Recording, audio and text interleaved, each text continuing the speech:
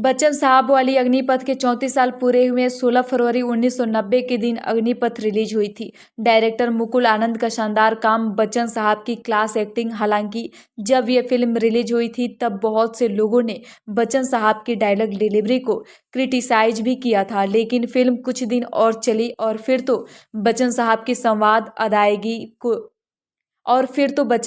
संवाद अदायगी की लोग भर भर कर तारीफें करने लगे। मिथुन दा, डैनी साहब, स्वर्गीय गोगा कपूर, आलोक नाथ जी, शरत सक्सेना जी, रोहिणी हथनगड़े जी व अन्य सभी कलाकारों ने सराहनीय काम किया।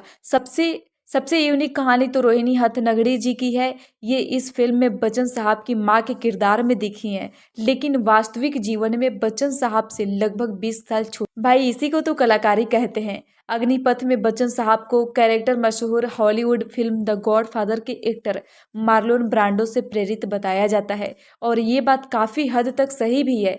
फिल्म में बच्चन साहब के डायलॉग्स काफी कुछ द गॉडफादर में मार्लोन ब्रांडो के डायलॉग्स जैसे साउंड करते हैं। यहाँ तक कि बच्चन साहब का लुक भी उनकी तरह ही कॉपी किया गया था। बच्चन साहब को गैंगस्टर के लुक में एकदम सही से उतारने के लिए उनके गालों के दोनों तरफ रुई भरी जाती थी। मार्लोन ब्रांडो के साथ भी गॉडफादर के दौरान ऐसे ही कुछ हुआ था। अग्निपथ में मिथुन दा का निभाया कृष्णन अय्यर का कैरेक्टर भी काफी पसंद किया गया था। मिथुन दा ने इस कैरेक्टर की प्रिपरेशन के दौरान अपने एक साउथ इंडियन दोस्त के मैनरिज्म को कॉपी किया था। मिथुन दा के उस दोस्त का नाम था देवीय, और वो उस जमाने से उनका दोस्त था जब मिथुन दा अपने संघर्ष के दिनों में थे। दोनों एक ही रूम में रहा करते थे।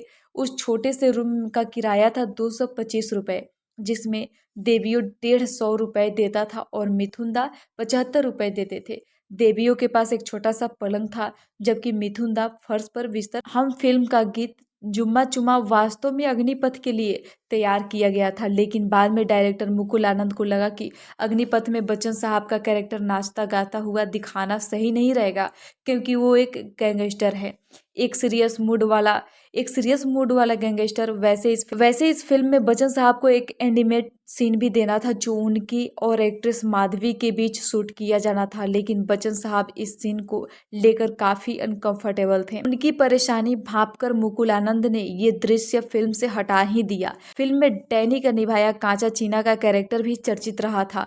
डायरेक्टर मुकुल आनंद को डैनी ने ही इस कैरेक्टर का ये नाम सुझाया था।